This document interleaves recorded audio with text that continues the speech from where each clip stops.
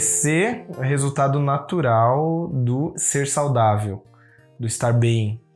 A linguagem orgânica que a Bíblia usa para crescimento daqueles que estão na fé é sempre algo mais voltado para essa linguagem do campo, a linguagem da vida orgânica, das plantas. Na parábola do semeador, por exemplo, o objetivo da semente saudável é que ela frutifique 100 por 1, 60, 30 por 1.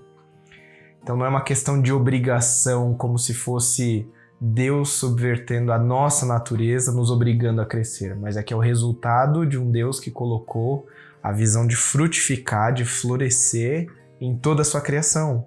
Isso desde o Éden, quando Deus fala para Adão e para Eva, para o primeiro casal, cresçam e multipliquem-se, não é apenas uma questão de se tornarem mais numerosos, mas deles serem mais imagens de Deus ao redor do mundo, mais pessoas que pudessem cuidar do jardim, guardar o jardim.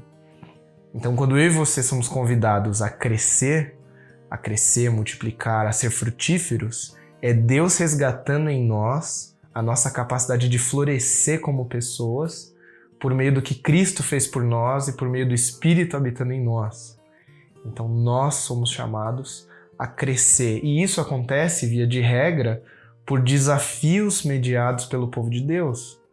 Nós somos colocados no meio de um pequeno grupo, e nós falamos bastante sobre pequeno grupo, não é por uma questão de visão, de propaganda, de insistência num modelo, mas a ideia de que, sendo seres relacionais, nós frutificamos e florescemos quando estamos num ambiente, num ecossistema espiritual mais equilibrado, de desafios saudáveis uns para os outros.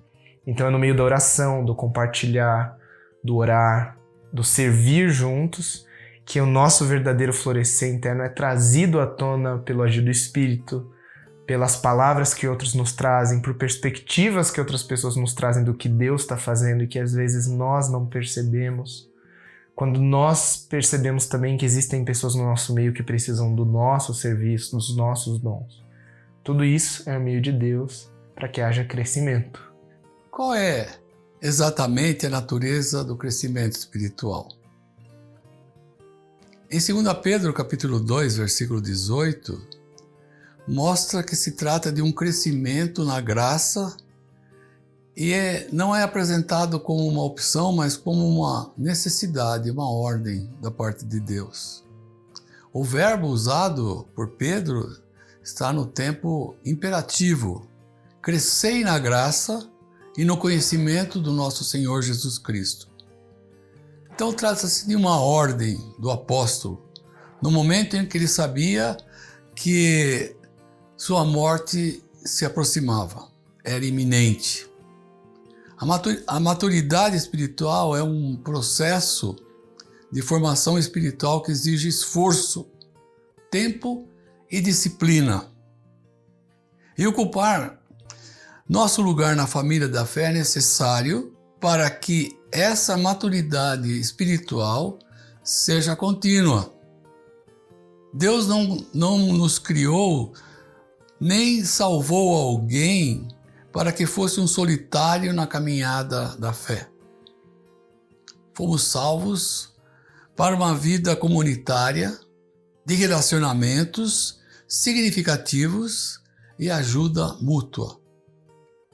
Por isso, um espaço relacional como um grupo pequeno ou pequeno grupo é muito importante.